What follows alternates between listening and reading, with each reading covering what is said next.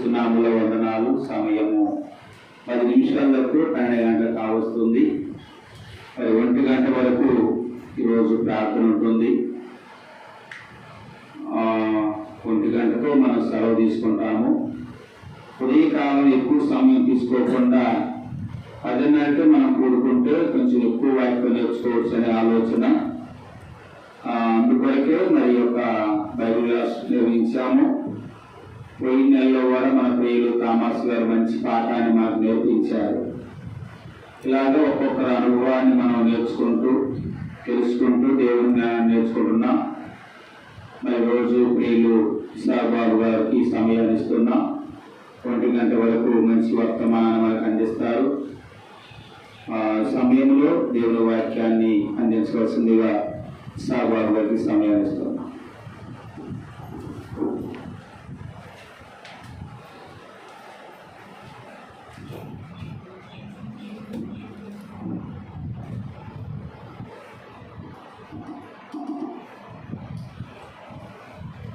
యేసుక్రీస్తు నామంలో ఇప్పుడు వచ్చిన మీ అందరికీ కూడా ప్రత్యేకమైనటువంటి వందనాలు తెలియజేస్తున్నాను. అందరికీ వందనాలు.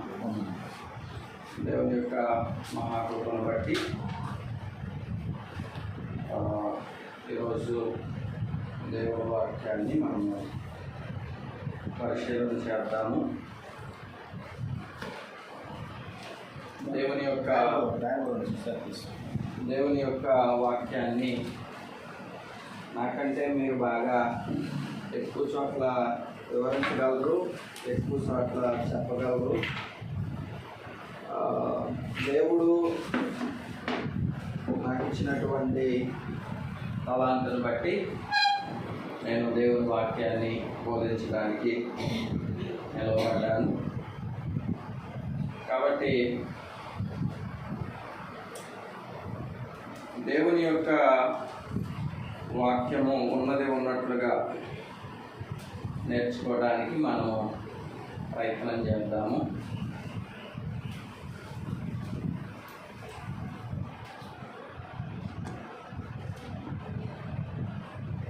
కాబట్టి సమయం ఎంతైంది? 10 నిమిషాల దాకా 12 అంటే గంటలో వాక్యం మొత్తం అవ్వట్టాలి.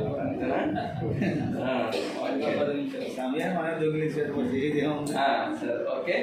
ఈరోజు మీ అందరికీ తెలిసినటువంటి ఒక రాజు గురించి నేను దేవుని గ్రంథంలో నుంచి చెప్పాలనుకుంటున్నాను. ఆయన పేరు యెరోబాము. ఏంటది? యెరోబాము.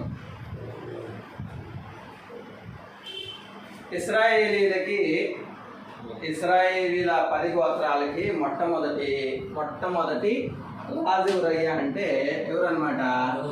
యెరోబాము. కాబట్టి యెరోబాము గురించి మనం తెలుసుకోవాలయ్యా అంటే ముందు ఆయన యొక్క నేపథ్యం ఏందో మనము తెలుసుకోవాలి. యెరోబాము చేసినటువంటి విషయాల నుంచి మనం ఏం నేర్చుకోవాలి అంటే ఈరోజు పాఠాన్ని నేర్చుకోవాలి. కాబట్టి మొట్టమొదటిగా ఈయన నేపథ్యాన్ని మనం చూసినట్లయితే తండ్రి పేరు నెబాతు. తండ్రి పేరు ఏంది? నెబాతు. తల్లి పేరు వచ్చేసరికి జరూహా. తల్లి పేరేంది? జరూహా. ఊరు వచ్చేసరికి జరేదా. ఊరు వచ్చేసరికి ఏంటది? జరేదా.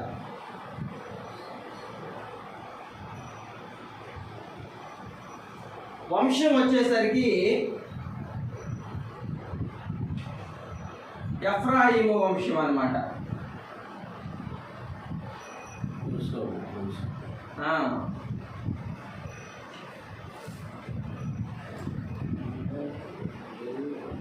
ఓకేనా? భార్య పేరు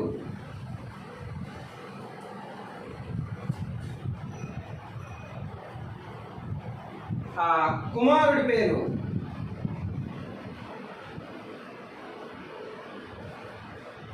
అబియా లేదా అబియాము అని బైబిల్లో ఉందన్నమాట.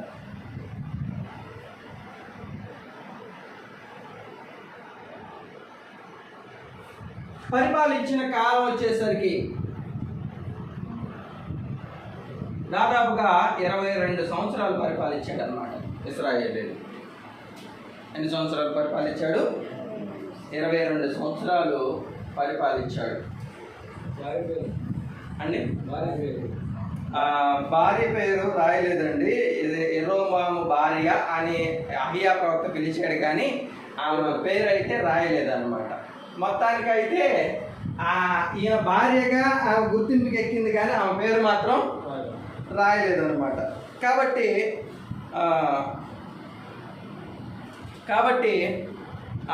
వీళ్ళ తల్లి జెరూహా, వీళ్ళ నాన్న నెబాతు. ఈయన చిన్నతనంలో ఉన్నప్పుడే, ఎవరు చిన్నతనంలో ఉన్నప్పుడు? యెరోబాము చిన్నతనంలో ఉన్నప్పుడే నెబాత్ ఏమవుతాడయ్యా అంటే చనిపోతాడనమాట. అప్పుడు దేవుడు ఏం రాపించాడయ్యా అంటే విధవరాలి కుమారుడు అని రాపించాడు అనమాట.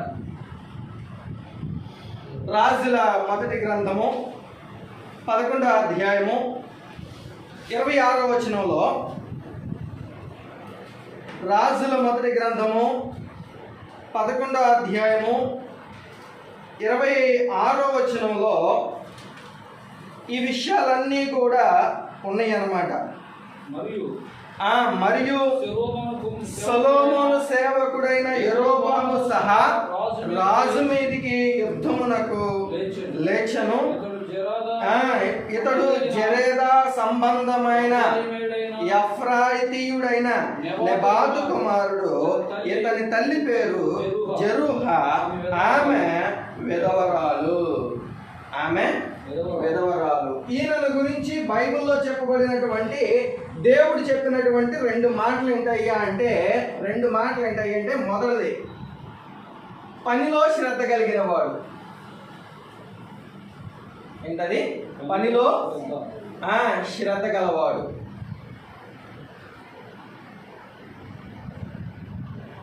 రెండోది ఏందయ్యా అంటే మహాబలాఢ్యుడు.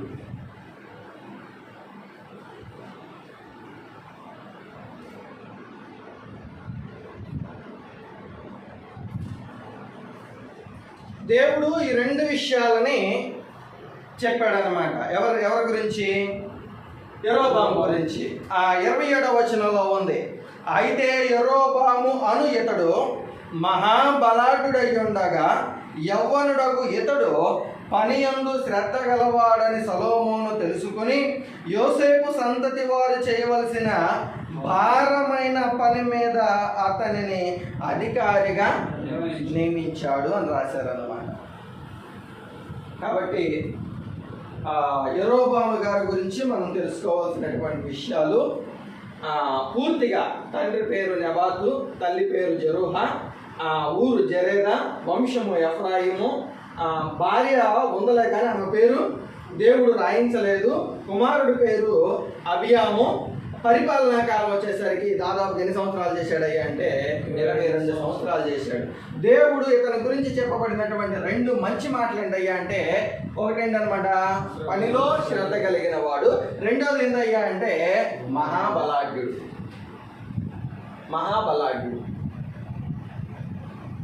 మూడో మాట ఏంటయ్యా అంటే, 2వ పాయింట్లో 3వ మాట ఏంటయ్యా అంటే, ఇతను మనకి ఎలా పరిచయం అయ్యా అంటే ముందు రాజుగా కాకముందు సొలొమోను సేవకుల్లో ఒక సేవకుడు అనమాట. పనివాళ్ళు సొలొమోను సేవకుడు.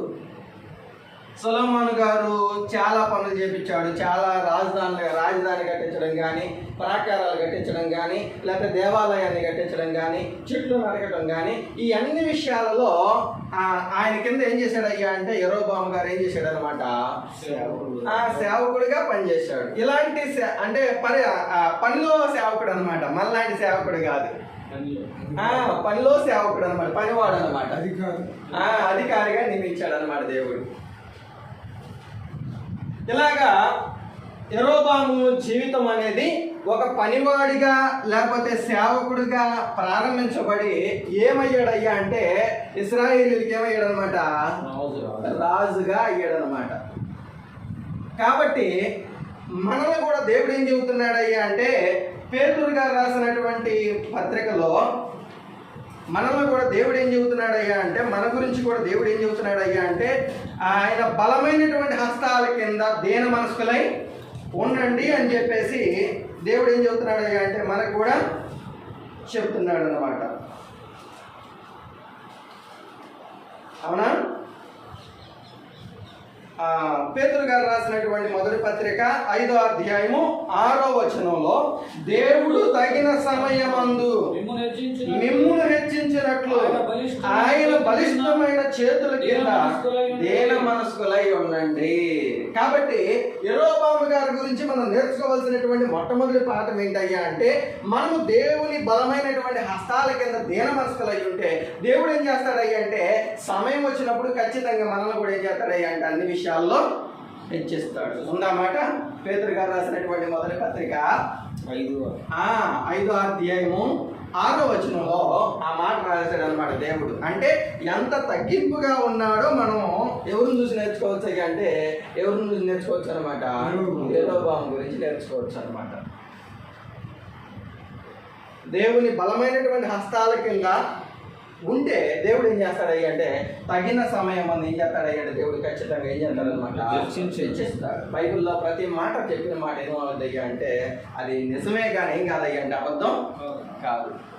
కాబట్టి అలాగా మంచి పనివాడిగా మహాబలాఢ్యుడిగా ఉన్నటువంటి యెరోబామును ఎవరు కలుసుకున్నారయ్యా అంటే అహియా అనేటువంటి ప్రవక్త కలుసుకున్నాడు. ఇదంతా కూడా సేవకులుగా మీకు తెలుసు కాబట్టి రెఫరెన్స్లు ఎక్కువ ఇవ్వట్లేదు. అహియా ప్రవక్త కలుసుకుని ఒక కొత్త గుడ్డను ఏం చేశాడయ్యా అంటే 12 భాగాలుగా తుంచి, అయ్యా ఈ 12 భాగాలు 12 గోత్రాలను తెలియజేస్తున్నాయి. ఈ 12 గోత్రాలలో 10 గోత్రాలకి నీకు ఇస్తున్నాను. ఈ 10 గోత్రాల మీద నువ్వు రాజు అయ్యుండు అని చెప్పేసి అహియా ప్రవక్త ఏం చేస్తాడయ్యా అంటే ఒక సూచనగా ఒక కొత్త గుడ్డను చింపి 10 గోత్రాలను ఆయనకి ఇస్తాడనమాట. ఇలాగా అహియా ప్రవక్త యెరోబామును కలుసుకున్నటువంటి సంగతి ఎవరికి తెలుస్తుంది అంటే ఎవరికి తెలిసింది అనమాట? సొలొమోనుకి తెలిసింది అనమాట. అది తెలుసుకున్నటువంటి సొలొమోను ఏం చేస్తాడయ్యా అంటే ఎవరిని చంపాలనుకుంటాడు అనమాట? యెరోబామును చంపాలనుకుంటాడు అనమాట.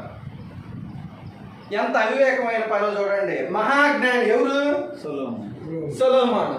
ఆ మహాజ్ఞాని ఏమనుకుంటున్నాడయ్యా అంటే నాలో తప్పులు ఉన్నాయి, నేను సరి చేసుకుంటే ఈ రాజ్యము మా నాన్న తర్వాత నాకు, నా తర్వాత మా కొడుకు తర్వాత మా తదనంతరం వచ్చింది.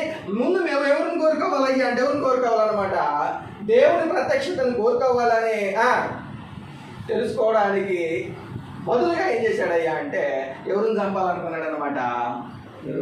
యెరోబామును చంపాలనుకున్నాడు. ఇటువంటి పని ఒక ఆయన చేశాడు, ఇంతకు ముందే చేశాడు. ఎవరు? ఇంతకు ముందే ఇలాంటి ఆయన ఒక పని చేశాడు అనమాట. ఇలాంటి పనే ఈ సొలొమోను యెరోబామును చంపాలనుకున్నట్లుగా ఇంతకు ముందు ఏం చేశాడు అయ్యా అంటే వీళ్ళ నాన్నే సౌలు చంపాలనుకున్నాడు అనమాట. అర్థమైందా? అంతేనా? వీళ్ళ నాన్న ఎవరు? దావీదు గారు. దావీదు గారు ఏం చేయాలనుకున్నాడు అయ్యా అంటే ఈయన కూడా రాజు అవుతాడని. ఎవరు? దావీదు రాజు అవుతాడని ఎవరిని చంపాలనుకున్నాడు అంటే ఎవరిని చంపాలనుకున్నాడంట? సౌలు దావీదుని చంపాలనుకున్నాడు. చూడండి, రాజకీయం అనేది ఆడ ఉండదు, బైబిల్లోనే ఉండిద్ది అనమాట ఎక్కువ కూడా. అంతకు ముందేమో వీళ్ళ నాన్న ఎవరు చంపాలనుకున్నారు? ఎందుకు చంపాలనుకున్నాడు అయ్యా అంటే ఆయన కూడా రాజు అవుతాడని చంపాలనుకున్నాడు. ఈయన కూడా ఏం చేసుకున్నాడు అయ్యా అంటే ఈయన రాజు అవుతాడు అనుకుని ఈయన ఏం చేయాలనుకున్నాడు అయ్యా అంటే ఈయన ఏం చేయాలనుకున్నా చంపాలనుకున్నాడు. కానీ దావీదు లాంటి మనసు ఎవరికి లేదయ్యా అంటే సొలొమోనుకి లేదు. సొలొమోను ఆ దావీదు ఏమనుకున్నాడు అయ్యా అంటే దేవుని చేత అభిషేకింపబడిన వాడిని నేను చంపను. మరి ఎవరు 10 మొక్కలు దింపి ఇచ్చాడయ్యా అంటే ఆయన మీద కూడా ఏముండిద్ది అనమాట? దేవుడే స్వయంగా ప్రవక్తను పంపించి చెప్పాడయ్యా అంటే ఆయన మీద దేవుడు ఏముండిద్ది అయ్యా అంటే ఏముండిద్ది అనమాట? అభిషేకం ఉండిద్ది. ఆ అభిషేకించబడిన వాడిని ముట్టకూడదు అని చెప్పేసి వీళ్ళ నాన్నకి తెలిసినట్లుగా ఈయనకి తెలియలేదన్నమాట. మళ్ళీ ఇదెవరు అనమాట? జ్ఞాని అయిన సొలొమోను. క్రీస్తు పూర్వం కానీ క్రీస్తు తర్వాత కానీ క్రీస్తుని మధ్యలో పెట్టుకుని తర్వాత చూసుకుంటా ఉంటే ఇంకెవరు కూడా అంత జ్ఞాని ఉండడు. కానీ ఏమనుకున్నాడయ్యా అంటే, ఏమనుకున్నాడంట? చంపాలని. చంపితే ఏమవుతాడయ్యా అంటే 10 ఆజ్ఞల్లో ఒక ఆజ్ఞ మీరుతాడు. ఒక ఆజ్ఞ మీరినోడు అన్ని ఆజ్ఞల్ని, అంతేనే కదా, నరహత్య చేయకూడదు అనా కదా, దొంగిలించకూడదని చెప్పిన వాడు నరహత్య చేయవద్దని చెప్పాడు. ఆజ్ఞల్లో ఒకటి మీరు పాపం చేస్తే ఆజ్ఞలన్నింటిలో మనం ఏమవుతామయ్యా అంటే తప్పిపోతాము అని ఈ మహాజ్ఞానికి తెలియదు అనమాట. సో కావాలని చెప్పేసి ఏం చేశాడయ్యా అంటే, ఎలాగైనా సరే యెరోబామును చంపాలని చెప్పేసి ఏం చేశాడయ్యా అంటే పథకాలు రచిస్తుంటే, ఈ యెరోబాము ఎక్కడికి పారిపోయాడయ్యా అంటే ఐగుప్తుకు పారిపోయాడు అనమాట. ఎక్కడికి పారిపోయాడు? ఐగుప్తుకి ఎందుకు పారిపోయాడయ్యా అంటే, ఈరోజు బంగ్లాదేశ్ ప్రధాని పారిపోయింది. ఎందుకు పారిపోయింది? మన దేశానికి ఎందుకు వచ్చింది అయ్యా అంటే మనకి దగ్గర అన్నమాట, అంతే కదా. అలాగే ఆ దగ్గరగా ఏ ఊరు ఉంటుంది అంటే ఇశ్రాయేలీల దేశానికి దగ్గరగా ఉండేది ఏందయ్యా అంటే ఐగుప్తు ఉండేది. కాబట్టి వాళ్ళు ఏం చేస్తారయ్యా అంటే తొందరగా పడి ఎక్కడికి వెళ్ళిపోతారనమాట? బోర్డర్ దాటేస్తారనమాట. ముందు బోర్డర్ ఏందనమాట ఇశ్రాయేలీలకి? ఐగుప్తు. రెండోది ఏందయ్యా అంటే ఈ ఐగుప్తు రాజుకి ఈ సొలొమోను రాజుకి యుద్ధాలు జరుగుతున్నాయి అనమాట. ఆ ఐగుప్తు రాజు ఎవరు అంటే షీషకు. ఐగుప్తు రాజు ఎవరు? షీషకు. అప్పుడు సొలొమోనుకి ఆ ఐగుప్తు రాజు అయిన షీషకుని పడటం లేదని చెప్పేసి ఎవరికి తెలిసిందయ్యా అంటే ఎవరికి తెలిసిందనమాట? యెరోబాముకి తెలిసి నా ప్రాణాలు కాపాడుకోవడానికి ఎక్కడికి వెళ్తానయ్యా అంటే ఎక్కడికి వెళ్తానమాట? షీషకు దగ్గరికి వెళ్ళాడు అనమాట. కొంతకాలం అక్కడ ఉన్న తర్వాత సొలొమోను చనిపోయిన తర్వాత వాళ్ళ అబ్బాయి రెహబాము రాజు అవుతాడనమాట. రాజు అయినప్పుడు వాళ్ళ నాన్న దేవాలయాన్ని కట్టించేటప్పుడు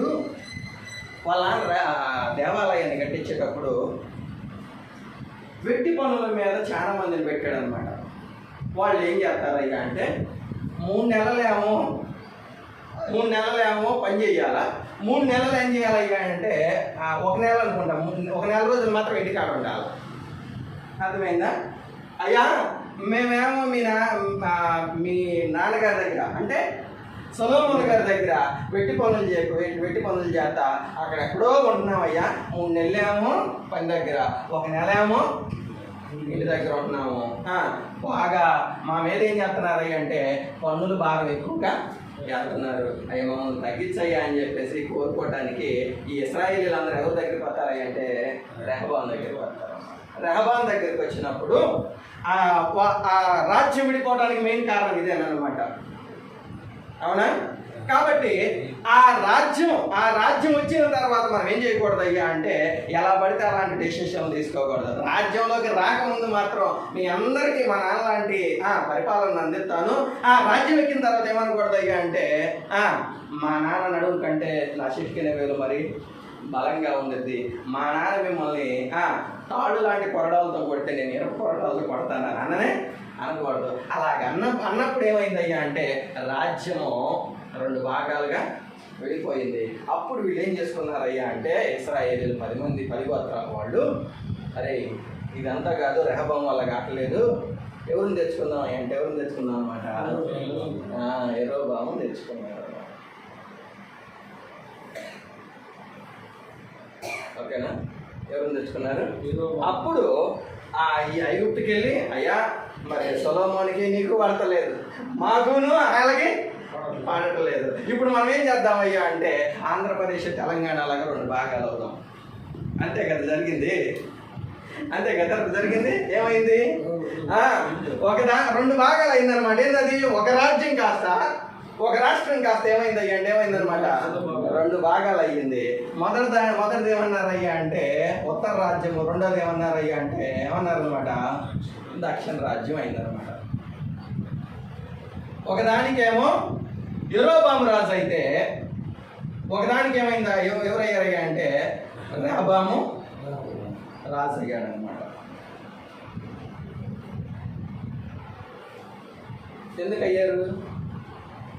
ఎందుకయ్యారయ్యా అంటే మెయిన్ కారణం ఏంటయ్యా అంటే మెయిన్ కారణం ఏందయ్యా అంటే అసలు ఈయన సరిగ్గా లేడు. మూలం చూద్దాం. అసలు మెయిన్ ఏంది? కారణం ఏంది? 700 మంది ఉపపత్తులు, 700 మంది భార్యలు, 300 మంది ఉపపత్తులు. కారణం ఇక్కడ ఊడిపోవటానికి కావాల్సింది అసలు మూలం ఏందయ్యా అంటే అసలు రెహబాము అనకూడదు. ఎందుకయ్యా అంటే దాని వెనకాల దేవుడి కారణం ఏందయ్యా అంటే రెహబాము రాకముందే ఈయనకి ఏం చేశాడు అంటే రాజ్యాన్ని పంచిచ్చాడు. ఎవరి వల్ల పంచిచ్చాడు అయ్యా అంటే అంతే కదా, ఈయన కనపడ్డ ఆమెనల్లా పెళ్లి చేసుకోవటం, ఆమెను తీసుకొచ్చుకుని రాజ్యంలో పెట్టడం, ఆమె పూజించినటువంటి విగ్రహాలన్నింటినీ పూజించడం పెట్టేసరికి మూల కారణం ఎవరు? ఈయన సరిగ్గా ఉంటే ఈయన వచ్చేవాడు కాదు. ఈయన వచ్చాడు కాబట్టి వీళ్ళు ఎదురు తిరిగేవాడు కాదు. వీళ్ళు ఎదురు తిరిగితే ఏమయ్యేది కాదయ్యా అంటే రెండుగా విడిపోయేది కాదు. ఇలాగ అయిన తర్వాత ఏం చేశాడయ్యా అంటే రెహబాము వీళ్ళు ఏం చేసుకున్నారయ్యా అంటే 10 గోత్రాల వాళ్ళు రాజుగా చేసుకుని మాకు రాజుగా ఈయనే ఉంటాడని చెప్పేసి చెప్పాడు అన్నమాట.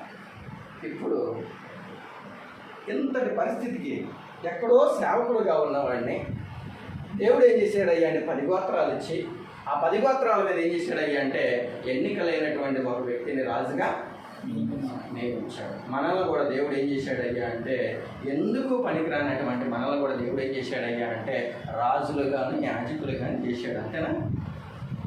అవునా?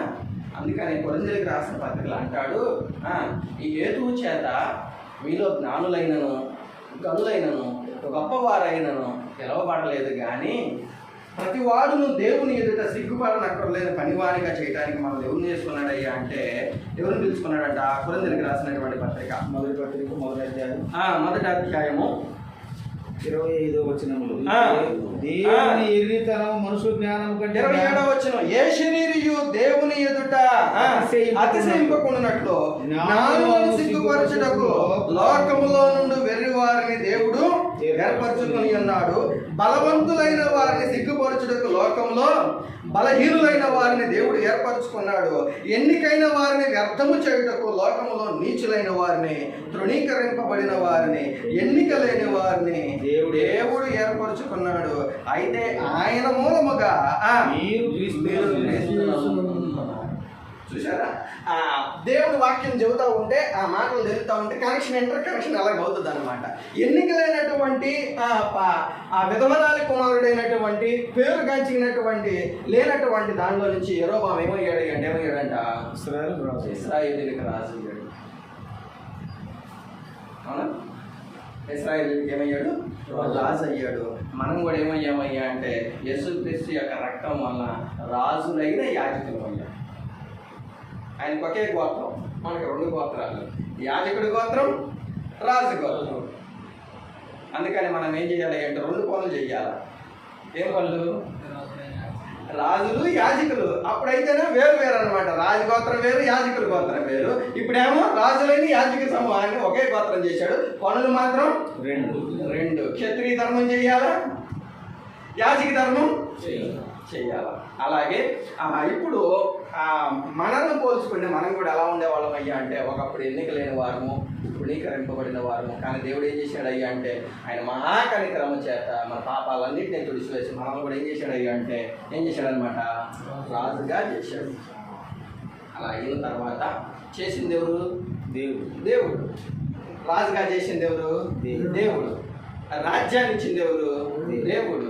రాజ్యాన్ని స్థిరపరిచింది ఎవరయ్యా అంటే దేవుడు. కాబట్టి దేవుని యందు భయభక్తులు కలిగి ఉండాల్సినటువంటి ఈ యెరోబాము ఏం చేశాడయ్యా అంటే ఎలాగైనా సరే రాజ్యం మళ్ళా ఒకటైద్దేమో అని ఆలోచించి 2 బంగారు తోడలను చేసి ఎక్కడ పెట్టాడయ్యా అంటే దానులో ఒకటి, బేతేలులో ఒకటి పెట్టాడంట. ఏం చేశాడంట? దానిలో ఒకటి, బేతేలులో ఒకటి పెట్టాడంట. ఈ విషయాలు మీకు బాగా తెలుసు అనమాట. అందుకనే నేను ఎక్కువగా చెప్పడం లేదు. ఒకటి ఏం చేశాడంట? 2 బంగారు దూడలను పెట్టాడంట. ఏంటయ్యి? బంగారు దూడలు. ఒకప్పుడు ఇదే పని ఎవరు చేశారయ్యా అంటే అహరోను చేశాడు అనమాట. అంతేనా? నిర్గమాకాండం 32వ అధ్యాయంలో ఎవరు చేశారంట? నిర్గమాకాండంలో చేశాడు అనమాట. 32వ అధ్యాయంలో నిర్గమాకాండంలో 32 అధ్యాయంలో ఎవరు చేశారయ్యా అంటే ఇటువంటి పని ఎవరు చేశారయ్యా అంటే ఎవరు చేశారనమాట. ఎందుకు ఆయన ఎద్దే చేసి ఈయన ఎద్దులు ఎందుకు చేశాడు? ఆయన ఎద్దు ఎందుకు చేశాడు, ఈయన ఎద్దు ఎందుకు చేశాడయ్యా అంటే అర్థం కావాల్సినటువంటి విషయం ఏందయ్యా అంటే ఐగుప్తులో ఉన్నప్పుడు వీడు చూసినటువంటి ఒక బలమైనటువంటి విగ్రహారాధన. ఈ మూలాలు ఎక్కడ ఉన్నాయ్యా అంటే ఎక్కడ ఉన్నాయి అనమాట. ఎద్దు రూపాలన్నీ కూడా ఎక్కడ ఉండేయంట ఐగుప్తుకు సంబంధించి అనమాట.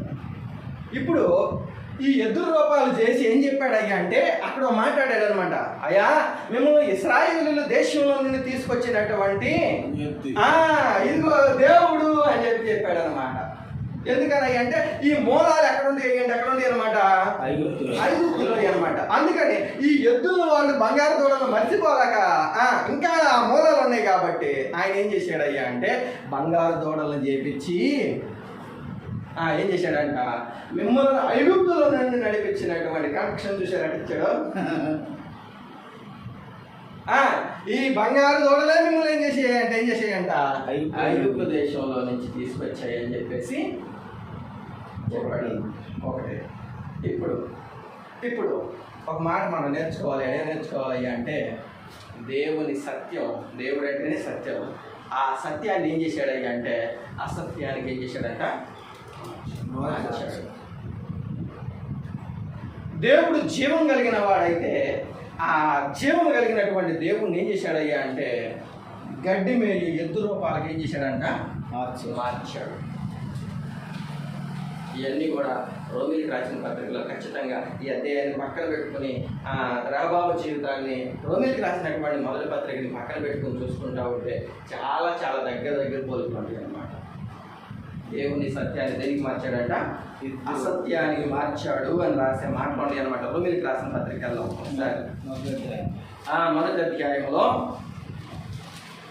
మొదటి అధ్యాయంలో 21వ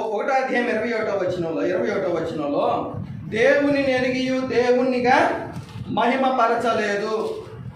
రెండోది అవివేక హృదయం ఏమైందయ్యా అంటే అంధకారమైంది. జ్ఞానులు మరి చెప్పుకుని ఏమయ్యాడంట బుద్ధిహీనుడయ్యాడు. 23వ వచనంలో అక్షయమైనటువంటి దేవుని మహిమను దేనికి మార్చాడయ్యా అంటే పశువు యొక్క ప్రతిమా స్వరూపముకి మార్చాడు. 25వ వచనంలో దేవుని సత్యాన్ని దేనికి మార్చాడయ్యా అంటే అసత్యానికి మార్చాడు అని రాసినటువంటి మాటలన్నీ కూడా ఎవరి గురించి చెప్పుకోవచ్చు అయ్యా అంటే యెరోబాము గురించి చెప్పుకోవచ్చు అన్నమాట. దేవుని యొక్క ఆలోచనలు వేరు, మనిషి యొక్క ఆలోచనలు వేరు. దేవుని యొక్క సత్యాన్ని మనిషి ఏం చేస్తాడయ్యా అంటే దాన్ని అసత్యంగా మారుస్తాడు అనమాట. కాబట్టి యెరోబాము ఏం చేశాడయ్యా అంటే 2 బంగారు దూడల్ని ఎక్కడ నిలిపాడయ్యా అంటే దానిలో ఒకటి బేతేలులో ఒకటి నిలిపాడంట. ఎక్కడ నిలిపాడంట దానిలో ఒకటి బేతేలులో ఒకటి. బేతేలులో ఎందుకు నిలిపాడయ్యా అంటే ఇలా మూల పురుషుడు ఉన్నాడు కదా 10-12 గోత్రాలకి. ఎవరు? యాకోబు గారు. ఇక్కడ ప్రత్యక్షం అయ్యాడు అనమాట. ఎన్నిసార్లు? 2 సార్లు ప్రత్యక్షం అయ్యాడు అనమాట. ఇంటికి వెళ్ళి చదువుకోండి ఆదికాండంలో. బేతేలుకి వెళ్ళు, అక్కడ బలిపీఠం కట్టు.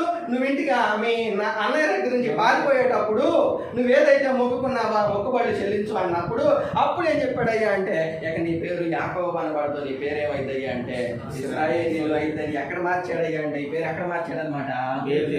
ఒక సత్యాన్ని అసత్యంగా మార్చాలయ్యా అంటే ఎన్నోట్లో ఏం చేసుకోవాలన్నమాట కలుపుకుంటాడు అనమాట. అవునా కాదా? ఇదే జరిగిందనమాట. ఎవరి విషయంలో? యెరోబాము విషయంలో. దూడలను పెట్టినందుకేమో ఐగుప్తుని కలుపుకున్నాడు, పెట్టే ప్లేస్లోనేమో యాకోబుని కలుపుకున్నాడు. ఏం కలుపుకున్నాడు అయ్యా అంటే అయ్యా బేతేలు అంటే ఏదో కాదు, అసలు మీ నాన్నకి ప్రత్యక్షమై మీ నాన్న పేరు మార్చాడు చూడు దేవుడు, ఇదేనయ్యా బేతేలు అని మార్చాడు. అర్థమైందా? దానిలో ఒకటి బేతేలులో ఒకటి పెట్టాడంట. పెట్టిన తర్వాత ఏం చేశాడయ్యా అంటే ఏం చేశాడో చూద్దాం. చూడండి రాజుల మొదటి గ్రంథము 12వ అధ్యాయంలో 29వ వచనంలో ఇశ్రాయేలీయుల వారలారా ఐగుప్తులో నుండి మిమ్మల్ని రప్పించిన మీ దేవుడు ఇవే అని చెప్పి ఒకటి బేతేలు నందును ఒకటి దాను నందును ఉంచెను. దాని వరకు ఈ రెండిటిలో ఒక దానిని జనులు పూజించడం వలన రాజు చేసిన కార్యము పాపమునకు కారణమాయను. ఈ ఒక ఒక ఒక చెడ్డ కోతి ఏం చేసింది అంటే వనాన్నంతటిని కూడా చెరిపింది అన్నమాట. అవునా కదా? అలాగా ఎక్కడో ఎన్నిక లేనటువంటి వ్యక్తిని తీసుకొచ్చి రాజుని చెప్తే దేవుడు ఏం చేశాడంట ఇశ్రాయేలీలందరినీ కూడా ఏం చేశాడంట పాపం చేయడానికి ప్రయత్నం చేసే విధంగా ఉరికొల్పాడంట.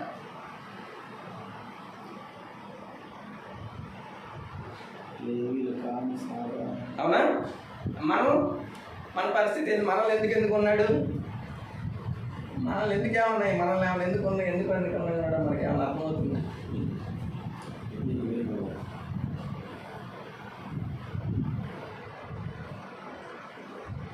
క్రీస్తునందు ప్రతి వ్యక్తిని కూడా సంపూర్ణంగా చేసి దేవుడి ఎదుట నిలబెట్టాలని మనల్ని నిలబెట్టుకున్నాడు. అంతేనా కాదా?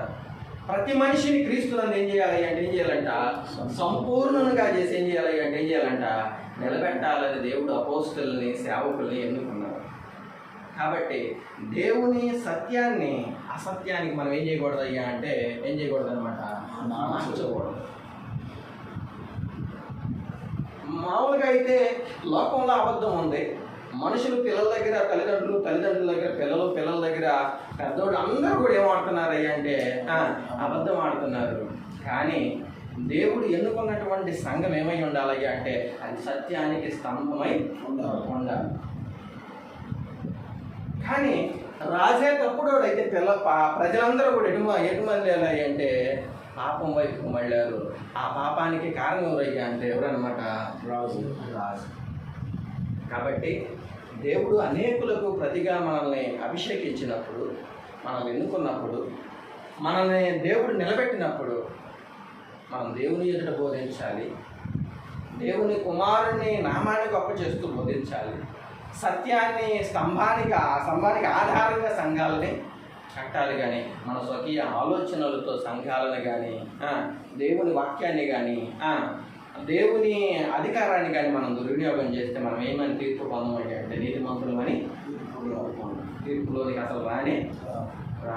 కాబట్టి యెరొబెయాము ఏం చేశాడంటే 2 బంగారు దూడల్ని విగ్రహాలను ఏం చేశాడంటే పెట్టి, దేవుని సత్యమైతే, దేవుడు జీవం కలిగిన వాడైతే, దేవుడు ఎల్లప్పుడూ ఉండేవాడైతే దాన్ని ఎలా మార్చాడయ్యా అంటే అసత్యానికి మార్చాడు.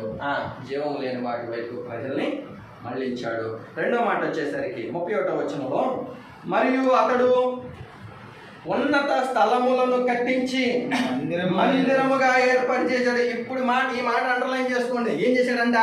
యెరూషలేము దేవాలయాన్ని దావీదు గారి ద్వారా సొలొమోను కడతారని చెప్పినటువంటి ఆ మందిరాన్ని ఏం చేశాడయ్యా అంటే మార్చాడంట. అండర్లైన్ చేసుకోండి, మందిరాన్ని మార్చాడు.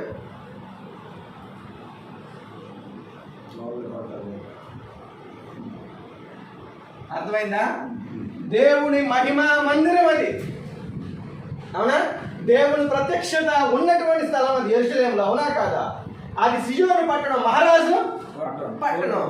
అవునా కదా? ఇవన్నీ కూడా యెరూషలేములో ఉన్నటువంటి దేవాలయానికి పేర్లైతే దాన్ని దేవుడు కోరుకుంటే, దేవుడు దాన్ని ప్రతిష్ఠిస్తే, యాజకత్వానికి గుర్తుగా అది అక్కడ ఉంచితే ఈయన ఏం చేశాడయ్యా అంటే ఏం చేశాడంట? దేన్ని మార్చాడంట? మందిరాన్ని మార్చేసాడంట. ఉందన్నమాట. 31వ వచనంలో ఉన్నత స్థలములను కట్టించి మందిరముగా ఏర్పరిచాడు. ఒకటే అండర్లైన్ చేసుకోండి. ఒకటే దేవుణ్ణి మార్చాడు, మందిరాన్ని మార్చాడు. 2 మందిరాన్ని మార్చాడు. ఇంకేముంది? ఇంక చెప్పుకోవడానికి అసలు ఏమైనా ఉందా? అసలు ఏం పోయినాయి అనమాట. ఏం పోయినాయి అనమాట? దేవుడు పోయాడు, మందిరం పోయాడు. రెండోది ఏంటయ్యా అంటే అసలు లేవీయులు ఏం చేశాడయ్యా అంటే ఏం చేశాడంట? ఎత్తేసాడు అనమాట. 31వ వచనంలో, లేవీయులు కానీ సాధారణమైన వారిలో కొందరిని యాజకులుగా, లేవి యాజకత్వం పోయిందనమాట. ఏం పోయింది? లేవి యాజకత్వం పోయిందనమాట. మామూలుగా అయితే ఈ పాట వాడు చెప్పకూడదు అసలు. ఎక్కడో చెప్పాల్సింది ఎక్కడికో వచ్చింది. ఇది ఎక్కడో చెప్పాల్సింది పొరపాటు నాడికి వచ్చింది. కానీ ఇది ఆ లేవీలను దేవుడు కోరుకున్నాడు. లేవీలు నా సొత్తు అన్నాడు. లేవీలు భూభాగం కానీ లేవీలు కానీ అందరూ కూడా ఎవరికి సంబంధించిన వాళ్ళు అయ్యా అంటే దేవునికి సంబంధించిన వాళ్ళు. అయితే ఈయన ఏం పెట్టాడు అయ్యా అంటే సర్వసాధారణమైన వాళ్ళు పెట్టాడు అనుకుంటా. ఓకేనా?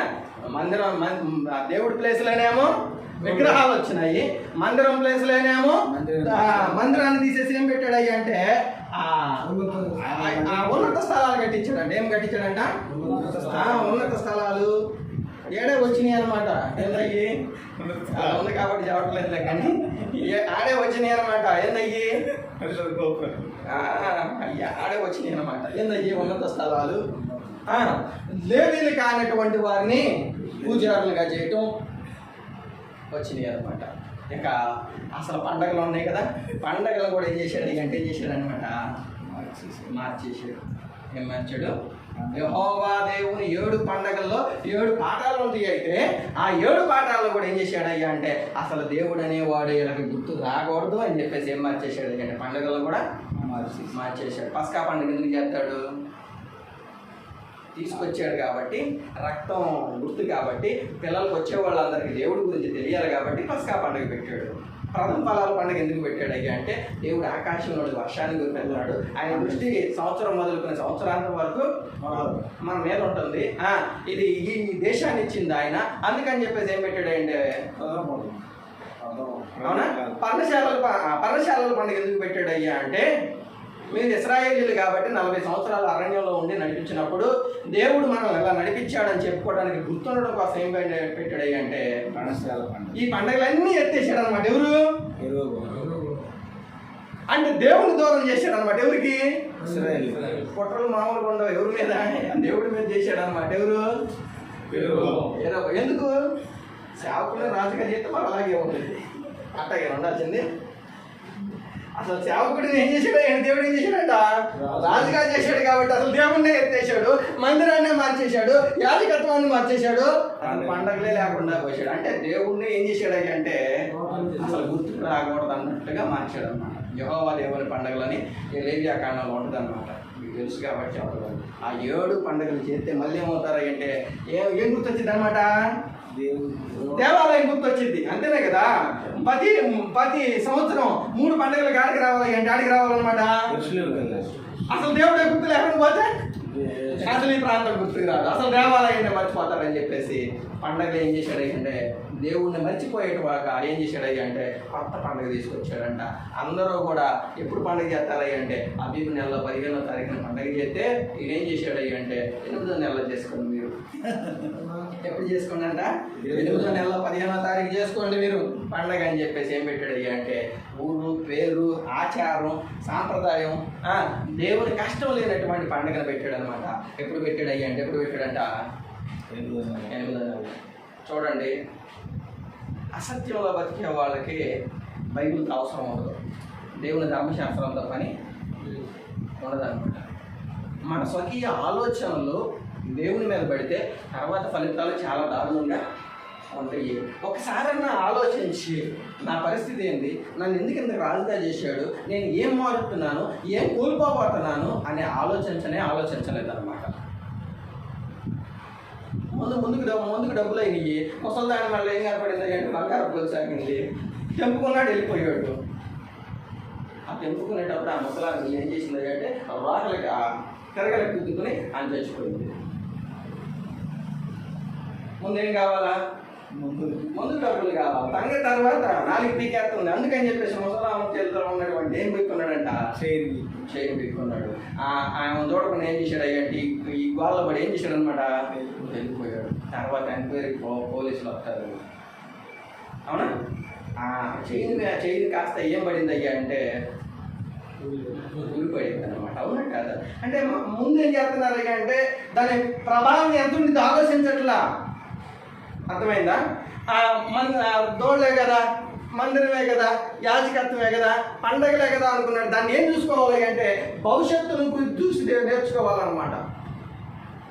ఎప్పుడైనా సరే కాబట్టి దేవుడు ఖచ్చితంగా ఏం చేయడయ్యా అంటే కళ్ళు మూసుకుని ఉండేవాడు కాదనమాట. దేవుడు అన్నింటినీ కూడా ఏం చేస్తూ ఉంటాడు అయ్యా అంటే చూస్తానే ఉంటాడు. ఇది చూద్దాం చూడండి. మొదటి రాజుల గ్రంథము 12వ అధ్యాయము 32వ వచనంలో మరియు యెరోబాము యోధా దేశమందు జరుగు ఉత్సవం అంటే ఉత్సవమును 8వ మాసమున 15వ దినమందు జరుప నిర్ణయించి బలిపీఠము మీద బలులర్పించుచు వచ్చెను. ఈ ప్రకారము బేతేలునందును తాను చేయించిన దూడలను బలులు అర్పించుచూ ఉండెను. మరియు తాను చేయించిన ఉన్నత స్థలములకు యాజకులను బేతేలునందుంచెను. ఈ ప్రకారము అతడు వచ్చిన దాన్ని బట్టి ఈ మాట అండర్లైన్ చేసుకోండి. ఇవన్నీ కూడా ఎలాంటివి వచ్చినాయి అంటే స్వకీయ ఆలోచనలు, సొంత ఆలోచనలు. దేవుడు ఏం చెప్పాడయ్యా అంటే మీలో ఎవరినైనా నేను రాజునిగా చేసుకుంటే ఈ లేవీల దగ్గరికి వెళ్ళి ఆ దగ్గర చట్టం ఉండిద్ది, అది దేవరచ్చండి అని చెప్పాడు అనమాట. అవునా? ముందెళ్ళి ఎవరైనా సరే ఏం చేయాలి అంటే వీళ్ళ దగ్గర ధర్మశాస్త్రం ఉంటుంది, ఆ ధర్మశాస్త్రాన్ని బట్టి రాసుకుని మీ జీవితాలు ఉంటే అతనికి అరుణోదయం కలిగిద్ది, అతని సంతానం యుగయుగాలు నిలిచిద్ది అని చెప్తే అసలు ఏం చేశాడయ్యా అంటే ఏం చేశాడంట స్వకీయ ఆలోచనలను పెట్టాడంటే అక్కడ దేవుని స్థానంలో. అందుకని చెప్పాడు ఆ ప్రసంగి గారు ఏం చెప్పాడు అయ్యా అంటే ఏం చెప్పాడు అనమాట, బాల్యం నుండి నరుని హృదయము బాల్యం నుండి ఏమైంది అయ్యా చెడ్డదనమాట. మనం అనుకున్నదే మంచిది కావచ్చు కానీ తుదకది ఎక్కడికి దారి తీసిద్దని చెప్పాడు అయ్యా అంటే సామెతల గ్రంథం మరణానికి దారి తీసి. ఒక ఎదురు సరైన మార్గమే కనపడవచ్చు కానీ అది ఎక్కడికి తీసిద్దంటే దారి ఎక్కడికి తీసిద్దంట, అది మరణానికి దారి తీసింది అని చెప్పాడు అన్నమాట. 33వ వచనంలో యోచించిన దానిని బట్టి 8వ మాసమున 15వ దినమందు బేతేలులో తాను చేయించిన బలిపీఠము మీద బలులర్పించుచు వచ్చెను. మరియు ఇశ్రాయేలీల వారికి ఒక ఉత్సవమును నిర్ణయించి దూపము వేయుటకై తానే బలిపీఠమును ఎక్కెను. ఏమయ్యాడంట? తానే ఏమెక్కాడంట? బలిపీఠం ఎక్కాడంట. స్టీఫెన్ పాల్ గారు ఒక మాట చెబితే ఏమన్నాడయ్యా అంటే అసలు ఎవరు గుడ్ పాస్టర్, అసలు ఎవరు నిజమైన పాస్టర్ అని చెప్పేసి ఒక ఆయన చెబుతా ఉంటే అనుకున్నాడంట మరి ఆదాం బాగా పనికొస్తాడు అంటే అబ్బో ఆదామా వద్దు పండు తిని ఏం చేశాడు అంటే అబద్ధం వాడాడు అన్నాడంట. మరి అబ్రహాం గారు ఉన్నారా అంటే అమ్మో అబ్రహాం గారు వద్దు, ఆయన ఏం చేశాడు అంటే ఏం చేశాడంట ఆయన కూడా అబద్ధం వాడాడు అని చెప్పాడంట. మరి దావీదు గారు ఉంటాడా అంటే అమ్మో ఆయన వద్దు, ఆయన విచారం చేశాడు అని చెప్పాడంట. మరి పేతురు గారు ఉంటాడా అంటే ఆయన ఎందుకై చేపలు పట్టుకునేవాడు.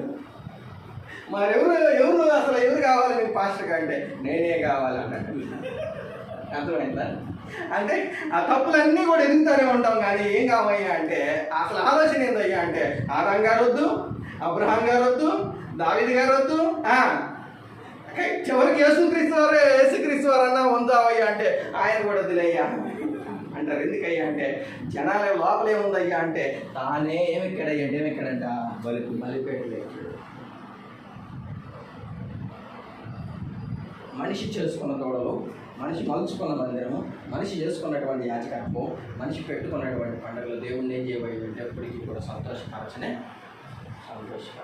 యేసుక్రీస్తు వారు ఒక మాట ఏమన్నాడయ్యా అంటే నాకు ఒక శరీరాన్ని అమర్చావు, నాకు అమర్చబడినటువంటి శరీరం కోసము నాకు అప్పగింపబడినటువంటి పనిని నేను నిర్వర్తించడానికి నేనేం చేశానంటే భూలోకానికి వచ్చాను. మరియు అక్కడ నువ్వు కోరలేదు కానీ నాకు ఒక శరీరాన్ని అమర్చావు అని చెప్పేసి ఎప్రిల్ రాసినటువంటి పత్రికలో ఉంది. మన యొక్క భవిష్యత్తు, మన యొక్క ప్రణాళిక దేవుడు అనాది కాలంలో ఉంచుకుంటే ఆ ప్రణాళికలన్నిటినీ కూడా మన స్వకీయ ఆలోచనలు ఏం చేయకూడదు అంటే ఏం చేయకూడదు అనమాట, దేవునికి దుఃఖాన్ని కలిగించేవిగా చేసుకుంటారు. యెరోబాము సేవకుడు పోస్టులో ఉన్న వాడిని రాజుగా నియమిస్తే రాజు ఏం చేశాడు అంటే రోజు బంగారు దూడలను చేపించి ప్రజలను తప్పుదోవ పట్టించాడు, మందిరాన్ని మార్చాడు, లేవి యాజకత్వాన్ని మార్చాడు, పండగలు మార్చాడు. తాను ఏమై కూర్చున్నాడయ్యా అంటే చాలా ఉన్నాయి కానీ ఉంది కాబట్టి అవట్లేదు, అందుకని ఎక్కువ పెట్టుకోండి. ఈరోజు దేశం కూడా ఎలా ఉందయ్యా అంటే అలాగే ఉంది. ఏ విషయానికి ఆ విషయం చెప్పుకోవాలి. అవునా కాదా? ఎందుకయ్యా అంటే మన దేశాన్ని పరిపాలించేవాడు కూడా ఇలాంటి ఆయనే. అవునా? ఇప్పుడు టీవీలో ఏం చెబుతున్నాడు అయ్యా అంటే దేవుడు నాతో మాట్లాడతాడు అని చెబుతున్నాడు. మీరు చూసుకోండి. కాబట్టి రాజ్యం గురించి, దేవుడి గురించి దైవభక్తి కలిగిన వాళ్ళు ఎదుర్కోమన్నాడు దేవుడు. లంచగొండులు కానీ దైవభక్తి కలిగిన వాళ్ళు, సత్యాశక్తి కలిగిన వాళ్ళు మీలో నాయకులుగా ఎన్నుకోండి. అప్పుడు సమాజం బాగుంటుంది, అప్పుడు రాజ్యం బాగుంటుంది, అప్పుడు కుటుంబాలు బాగుంటాయి, అప్పుడు మనుషులు ఏమి విలసిద్ది అంటే దైవభక్తి విలసిద్ది అని చెప్పి దేవుడు ముందుగానే చెప్పాడు. ఈ పొరపాటును చేసిన తర్వాత ఏం జరిగిందయ్యా అంటే ఇప్పుడు చెబుతాను, తీసేతన అప్పుడు టైం చెబుతూ ఉండండి, మీరు కూడా చూస్తూ ఉండండి.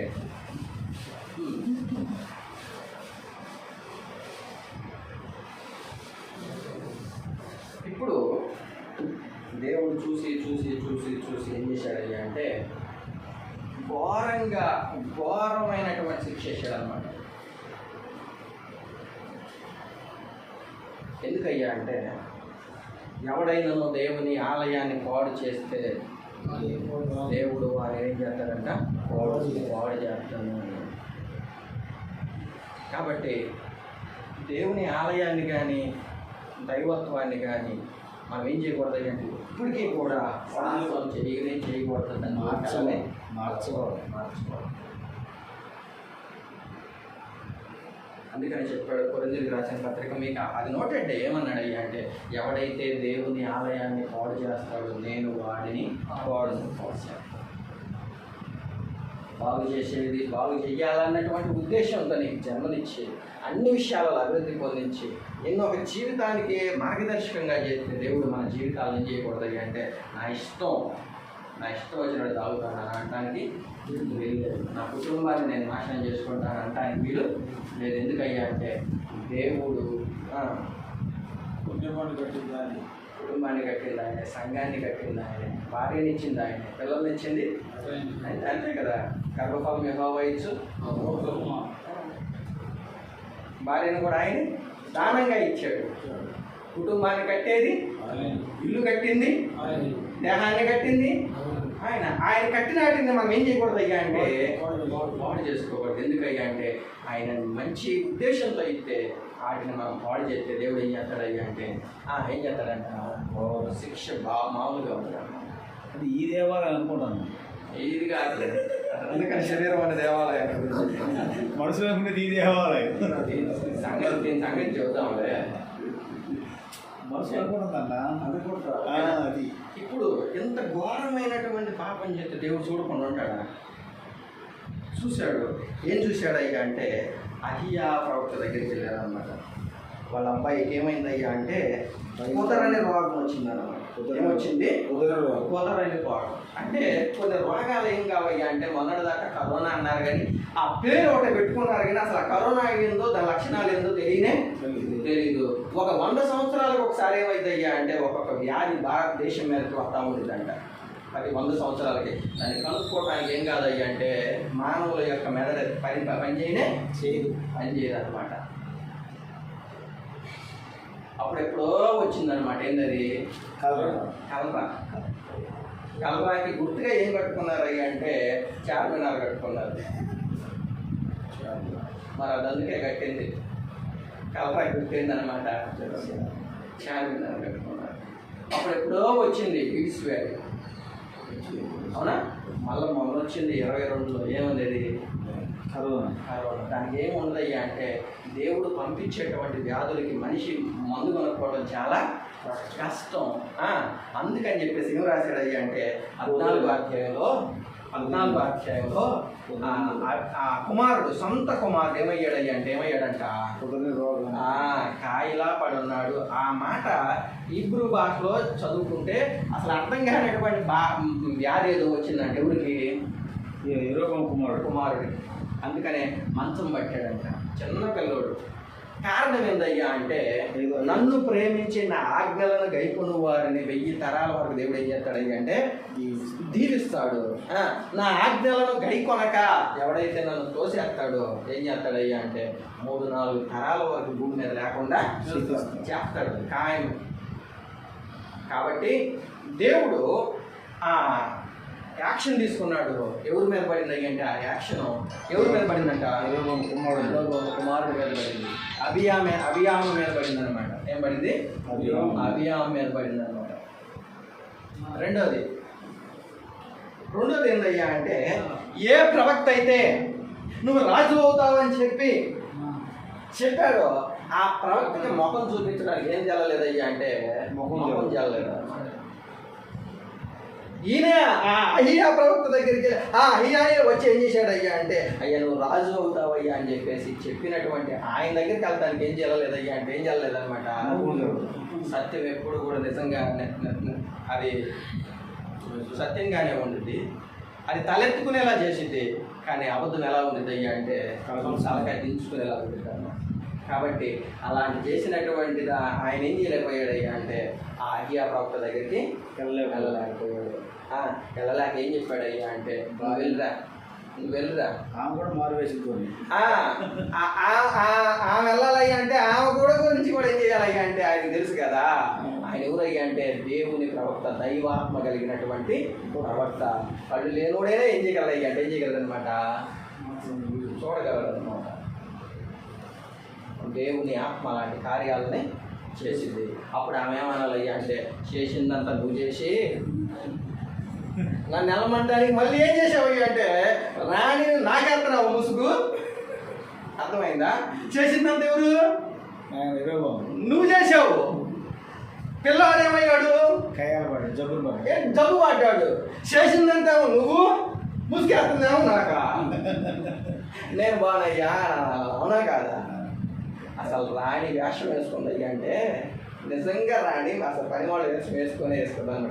అంత అవమానం ఏం చేసింది అయ్యా అంటే, ఏదో మా భర్త మాట కాదనలేక, పిల్లోడి కోసం కాదనలేక ఎక్కడికి వెళ్ళింది అయ్యా అంటే అయ్యా ప్రవక్త దగ్గరికి వెళ్ళింది. ఏం మార్చారయ్యా అంటే వీళ్ళు ఏం మార్చుకున్నారంట? వేషధారులు. అంతేనా? యేసుక్రీస్తు వారు 23వ అధ్యాయంలో ఏకి పారేశాడు. అయ్యో వేషధారులు శాస్త్రాలు అంతేనా? కాబట్టి హిపోక్రసీ అంటారు అన్నమాట దీన్ని ఇంగ్లీష్లో. రెండోది ఏం చేశారంట, ఏ ప్రవక్త అయితే దగ్గరికి తీసుకున్నాడు, ఏ ప్రవక్త అయితే అభిషేకించాడు, ఏ ప్రవక్త అయితే నిజం మాట్లాడాడు, ఆ ప్రవక్త దగ్గరికి వేషం వేసుకుని అదే మనం ఎవరి ముందు నిలబడాలి అంటే నీతి సూర్యుడి ముందు మనం క్రీస్తు న్యాయపీఠం ఎదుట మనం నిలబడాలి. ఏమేమో అహియా ముందు మనిషి ముందు నిలబడింది, దేవుని ఆత్మ కలిగినటువంటి ఆయన ముందు. మనం ఎవరి ముందు నిలబడాలి అంటే ఎవరి ముందు నిలబడాలంట? దేవుడు. క్రీస్తు న్యాయపీఠం ఎదుట నిలబడాలి. ఆయనకు మోషే అయినా ఒకటే, దావీదైనా ఒకటే, పక్షపాతం లేకుండా ఏం తీరుతాడయ్యా అంటే తీర్పు. అప్పుడు చెప్పాడనమాట. ఏమని చెప్పాడయ్యా అంటే 12వ అధ్యాయం 14వ అధ్యాయంలోకి వెళ్దాం. 14వ అధ్యాయంలోకి వెళ్ళి అవన్నీ మీకు తెలుసు కాబట్టి చివరిగా టైం లేదు కాబట్టి నేను చెబుతున్నాను. 10వ వచనంలో యెరోబాము సంతతి వారి మీదకి యెరోబాము సంతతి వారి మీదకి ఆ సంతతి వారి మీదకి కీడు ఏం రప్పిస్తున్నానంట? కీడు రప్పిస్తున్నాను అన్నాడు అనమాట. ఎవరి మీదకి? యెరోబాము ఇంటి మీదకా? సంతానం మీదకి. అది మాట గుర్తుపెట్టుకోండి. పాపం చెయ్యాలయ్యా అంటే, పాపాన్ని నేర్పించాలయ్యా అంటే, పాపాన్ని పలకాలయ్యా అంటే, పాపము దేవునికి ఏం కాదయ్యా అంటే నచ్చదు. అది దేవుని ప్రజలకు ఏం తెచ్చిద్దయ్యా అంటే అవమానం తెచ్చిద్దని గుర్తుపెట్టుకొని మనం ఏం చేయాలయ్యా అంటే, బోధకులమైన మనము మరి కఠినమైన తీర్పు పొందుదామని మీరు అనేకులు ఏం కాకూడదయ్యా అంటే ఏం కాకూడదంట, బోధకులు కాకండి అన్నాడు అన్నమాట. కాబట్టి ఆ ప్రభావము ఏ ప్రభావము? యెరోబాము చేసినటువంటి పాపపు ప్రభావము ఆల్రెడీ ఎవరి మీద పడింది? ఎవరి మీద పడింది అనమాట? కుమారుడి మీద పడింది. రెండోది ఎవరి మీద పడింది అయ్యా అంటే సంతతి మీద పడింది. ఏం రప్పిస్తాడంట? కీడు రప్పిస్తాను అన్నాడు అనమాట. ఇప్పుడు మేలులకి కీడులకి రథసారథి ఎవరయ్యా అంటే దేవుడే. దాని మూలం ఎవరు అవ్వాలయ్యా అంటే మనం అవ్వాలి. అర్థమైందా? అబ్రహామును బట్టి అబ్రహాము సంతానాన్ని అందరిని కూడా దేవుడు ఏం చేశాడయ్యా అంటే దీవించాడు. అవునా కదా? ఎవరిని బట్టి? ఇప్పుడు కూడా ఎవరు అనుకుంటామయ్యా అంటే మేము అందరం కూడా అబ్రహాము సంతానం అయ్యా. దావీదుని బట్టి దావీదు సంతానం అంతా కూడా ఏమైందయ్యా అంటే దీవించబడింది. నిన్ను బట్టి దేవుడు నీ కుటుంబాన్ని నిన్ను ఏం చేయాలయ్యా అంటే ఆశీర్వదించాలి. కానీ యెరోబామును బట్టి యెరోబాము సంతానాన్ని అంతటినీ కూడా ఏం చేశాడయ్యా అంటే శపించాడు దేవుడు. అటువంటి శాపాలకి మనం గురి కాకుండానే కాకూడదు. కాబట్టి దైవ సంబంధమైనటువంటి కార్యక్రమాలు, మందిర సంబంధమైనటువంటి కార్యక్రమాలు, యాజక సంబంధమైనటువంటి కార్యక్రమాలు, దేవుని సంబంధమైన కార్యక్రమాల్లో జాగ్రత్త. అన్నీ బాగానే ఉన్నాయి, మాకేం పర్లేదు, నిలబడి వాక్యం చెప్పుకుంటున్నాము అనుకుంటే చాలా ప్రమాదం. ఎందుకయ్యా అంటే నిన్ను నీ బోధ విని వారిని నువ్వేం చేసుకోవాలంట? రక్షించుకోవాలి. నువ్వు రక్షించుకోవాలి, నీ బోధ వినేవారిని కూడా రక్షించుకోవాలి. యెరోబామును రక్షించుకోవాలి. యెరోబాము పరిపాలన చేసేటువంటి ప్రజలను కూడా రక్షించుకోవాలి. అదే సేవకుడు పని. కాబట్టి యెరోబాము ఏం చేశాడయ్యా అంటే తనను తాను రక్షించుకోలేకపోయాడు. తన ప్రజలందరినీ కూడా ఎక్కడికి నెట్టాడయ్యా అంటే పాపంలో నెట్టాడు. ఇప్పుడు ఇంకో మాట చూద్దాము. 10వ అధ్యాయము. కీడు రప్పించుచున్నాను, ఇశ్రాయేలీల వారిలో అల్పులు గాని గనులు గాని లేకుండా మగవారందరినీ యెరోబాము వంశము నుండి ఏం చేస్తాడయ్యా అంటే ఏం చేస్తాడంట? నిర్మూలన చేస్తాడంట. ఎవరిని? యెరోబాము వంశాన్ని మూలాలు లేకుండా చేస్తానన్నాడు అనమాట. కీడు రప్పిస్తానన్నాడు. ఎవరి మీదకి? సంతానం మీదకి. ఆ వంశాలను మూలాలు కూడా ఏం చేస్తాడు అంటే ఏం చేస్తాడు అనమాట? లేకుండా చేస్తాడు. మీకు అర్థమయ్యేటువంటి భాషలో చెప్పాలయ్యా అంటే ఏలేడుగా కులిపోయింది అనుకోండి, ఇంకేం చేస్తాడంటే ముందుది కూడా దేవుడు చూసి ఏం చేస్తాడంటే చెయ్యి కూడా తీసేస్తాడు అనమాట. అంతేనా? ఏలుకి క్యాన్సర్ వచ్చింది, జట్టు వచ్చింది, అది ఎంతవరకు క్యాన్సర్ వచ్చిందో లేదా చెయ్యి కులిపోయిందో తెలుసు అని చెప్పేసి ముందే ఏం చేస్తాడయ్యా అంటే ప్రభావం ఏడదాకుంటే దాన్ని ఏం చేస్తాడయ్యా అంటే ఏడాది చేస్తాడు. కాబట్టి ఈ మూలాలు మళ్ళా అయ్యామన్న వ్యాప్తి చెందుతాయేమో ఎవరిలో? ఈ సంతతులు అని చెప్పి దేవుడు ఏం చేస్తానన్నాడు అయ్యా అంటే ఈ సంతానాన్ని లేకుండా చేస్తాను అన్నాడు. కిందకు వచ్చేసరికి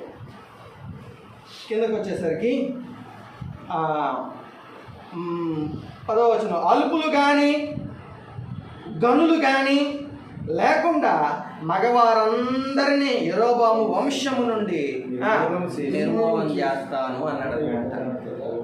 ఆడ మీరు అర్థం చేసుకోండి, మీరు చాలా మాటలు ఉండేలా కానీ నేను పలకట్లేదు.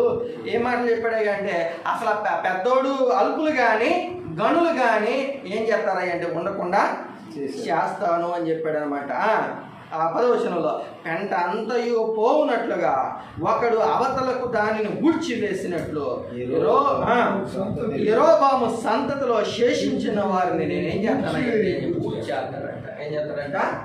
ఊడ్చేస్తాను.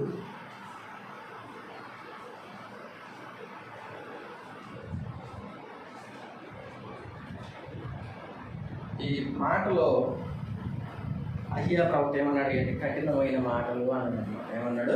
యెహోవా నా నోట కఠినమైన మాటలు చెబుతున్నాడు అయ్యా అని చెప్పాడు. ఏం చెప్పాడు అంటే నీ సంతానం మీద కీడు పెట్టేస్తాను, నీ సంతానాన్ని నిర్మూలన చేస్తాను. అసలు ఇశ్రాయేలీయులను అందరినీ ఏం చేస్తాడు అంటే దాదాపు ఏం చేస్తాడంట ఊడ్చేస్తాడు అన్నాడు అనమాట.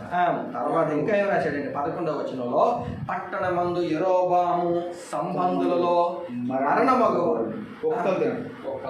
ఏం జరిగిందంట? కుక్కలు. ఎక్కడ?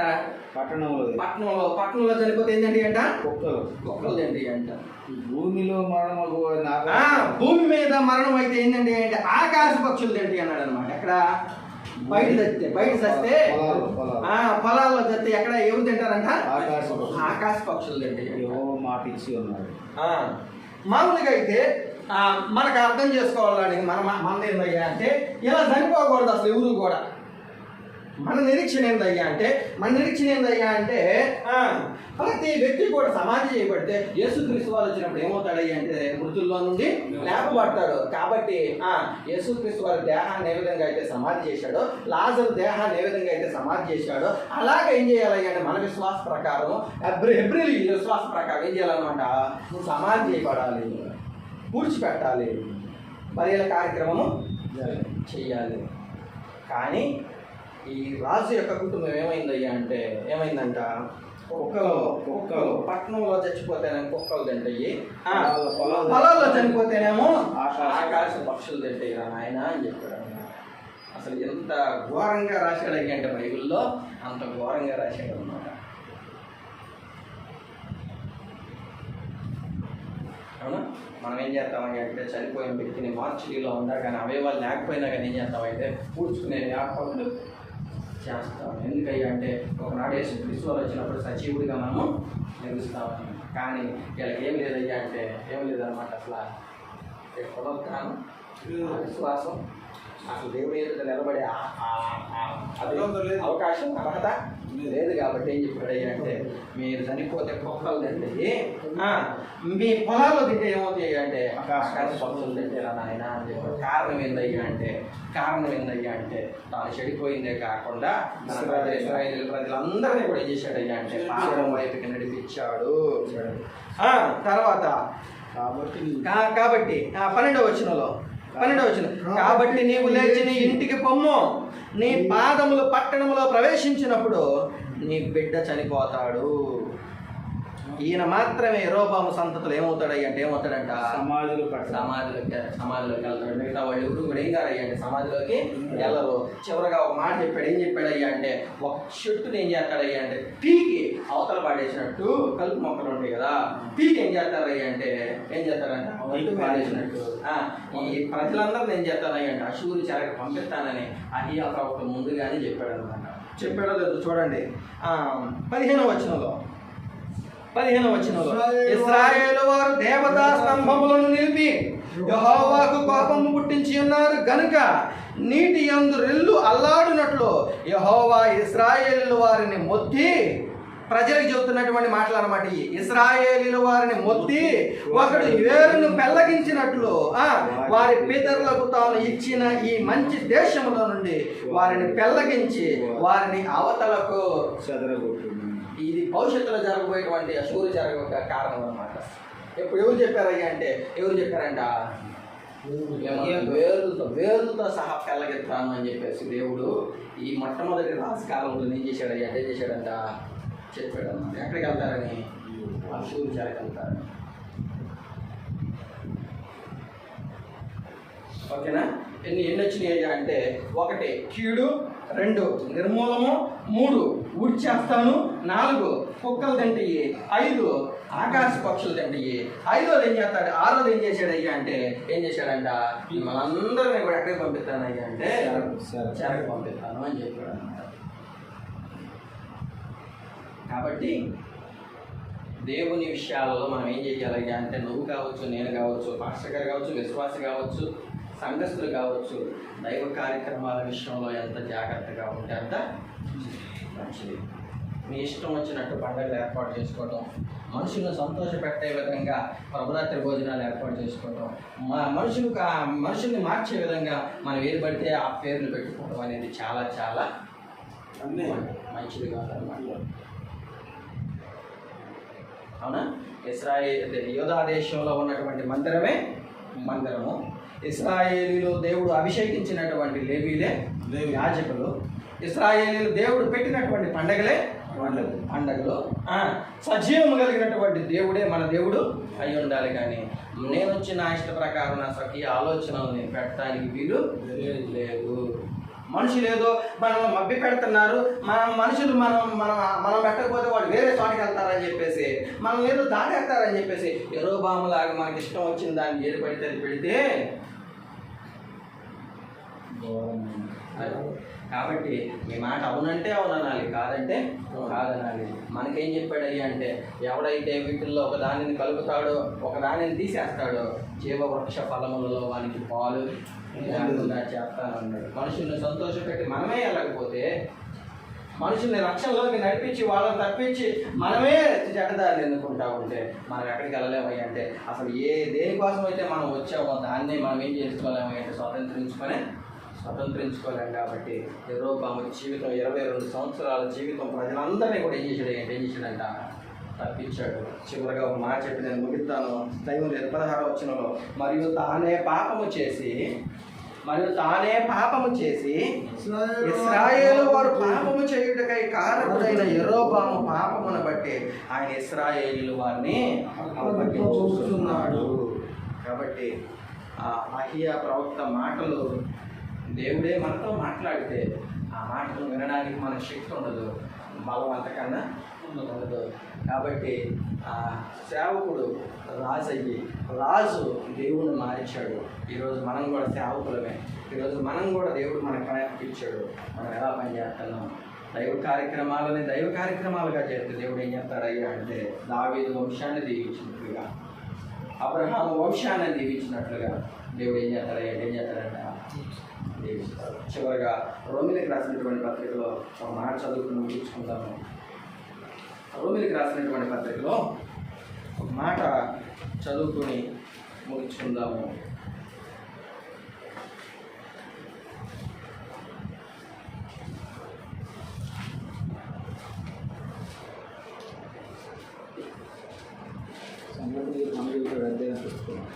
పద్నాలుగో అధ్యాయము రోమిలికి రాసినటువంటి పత్రిక 14వ అధ్యాయము 16వ వచనంలో మీకున్న మేలైన దానిని దోషణ పాలుగా చేయమాకండి. ఈయన కీర్తి వేరు, ఈయన పనితనం వేరు, ఈయన బలం వేరు.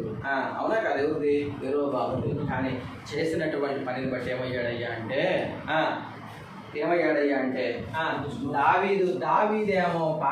దావీదేమో ఆశీర్వాదానికి కారకుడైతే యెరోబాము దేనికి కారకుడయ్యాడయ్యా అంటే శాపానికి కారకుడయ్యాడు అన్నమాట. ఎవరన్నా మంచిగా చేస్తేనేమో దేవుడు ఎవరిని దృష్టిలో పెట్టుకుని చెప్పాడయ్యా అంటే దావీదులాగా పరిపాలించాడు అని చెప్పాడు. ఎవరైనా శాపం చేసి మళ్ళీ అదే పని చేస్తే ఏం చేశాడయ్యా అంటే యెరోబాము సందడితో పోల్చాడు అనమాట. కాబట్టి ఆ శాప వచనం మనకున్న దాన్ని ఏం చేసుకోకూడదు అంటే దోషణ పాలు కానీ మాకండి.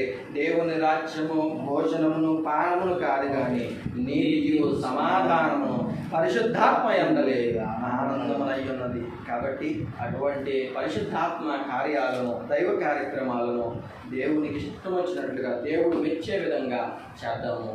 కాబట్టి యెరోబాము మనకు నేర్పుతున్నటువంటి పాఠం ఏంటయ్యా అంటే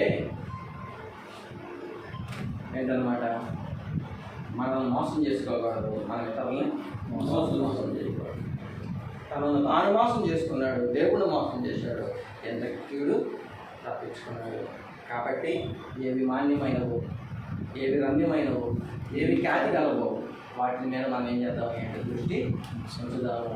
ఒకటే బోధ, ఒకటే విశ్వాసం, ఒకటే సంఘము, ఒకటే నిరీక్షణ కలిగి మనం ముందుకెళ్దాము. ఇప్పటివరకు వాక్యం అందరికీ కూడా యేసుక్రీస్తు నామమున తెలియజేస్తూ వాక్యం ముగిస్తున్నాను.